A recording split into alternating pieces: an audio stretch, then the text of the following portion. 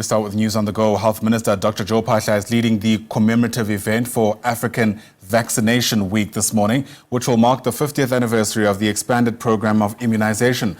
The minister is expected to use the event to emphasise or to put an emphasis on the life-saving effects of immunisation and encourage routine immunisation in order to prevent avoidable child deaths and childhood disease. Watching developments is our Patricia Visagie, who joins us now live from where this event is taking place. Patricia, get us in on what the event entails. Well, good morning, and to our viewers. We are in Hebron here in the northwest. It's also part of Pretoria, where, of course, the focus on the importance of vaccinating comes under the spotlight. This, as you've rightfully put, the National Department of Health is marking the 50th anniversary of the Expanded Programme on Immunisation. I'm now joined by Dr. Lesley Bamford from the Department of Health. Thank you so much for joining us. Why this particular area? Why bring the awareness campaign to this area? And what's your overall goal as the Department of Health? Of course, the experts as well, as you try to create awareness about the importance of vaccines. Good morning. So, of course, every day is a vaccination day. But every year during Africa Vaccination Week, which is the last week of April, we really use that as an opportunity to intensify our messaging, our mobilization around vaccination. We use it as an opportunity for our healthcare workers to recommit to making sure that vaccines are always available and that we use every opportunity to vaccinate children. And we use it as an opportunity to intensify messaging for caregivers and parents and the whole community about the importance of vaccination. So today we are in Hebron, in Madibeng sub-district, Bojanala district in Northwest. This was one of the areas that was identified as being an area where it was important to intensify activities around vaccination, to make sure that caregivers, parents take their children for vaccination, whether those are vaccines that are due or what we call catch-up vaccinations. Today is a very special celebration because, as you mentioned, in addition to Africa Vaccination Week, we are marking both 50 years of the Expanded Programme on Immunisation. That has been a global effort to reach people with vaccines. We're also marking the 10-year anniversary of introduction of the HPV vaccination campaign. So for the past 10 years, we have been vaccinating girl learners in our schools against HPV, which is a virus, and by vaccinating girls, we protect them against developing cervical cancer as they become women. Cervical cancer takes a long time to develop, but if we vaccinate them as young girls, we prevent them developing HPV and cancer in the long term. The COVID-19 pandemic obviously created a lot of awareness and drove the consciousness of vaccinating as that became a buzzword, in particular during the height of the virus.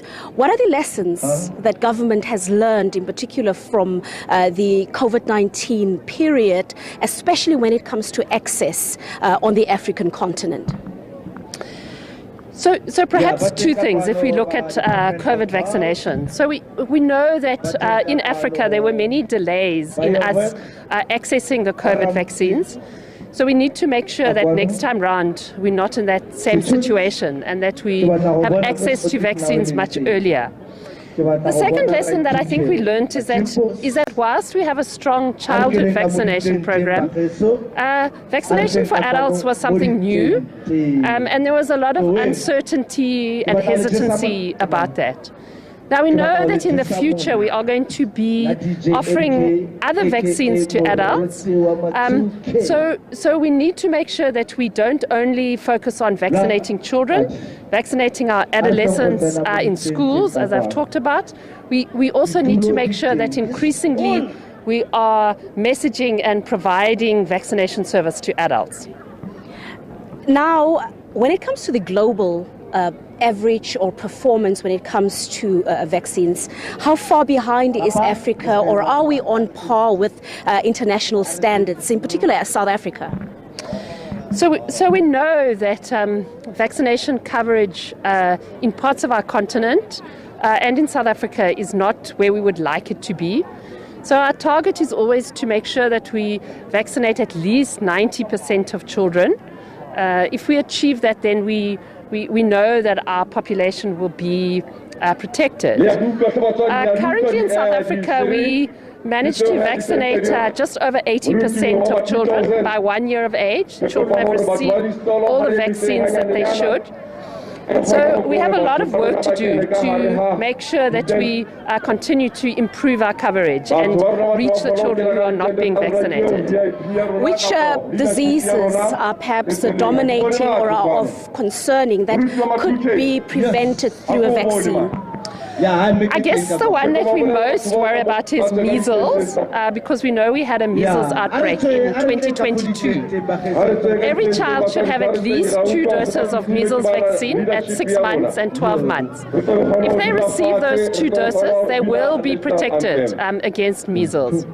We also worry a lot about polio. So we haven't had polio cases in South Africa for many years, but there are cases in some of our neighboring countries.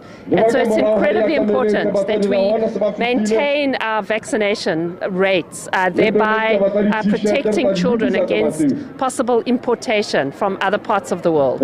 Communities such as these, it's a rural, semi-rural community. If you had to give them a message or maybe just encourage them, what is it that they can do to access vaccines, in particular for their children? What is it that they can do? Maybe go to their nearest clinics and so on. But what's their advice for such communities?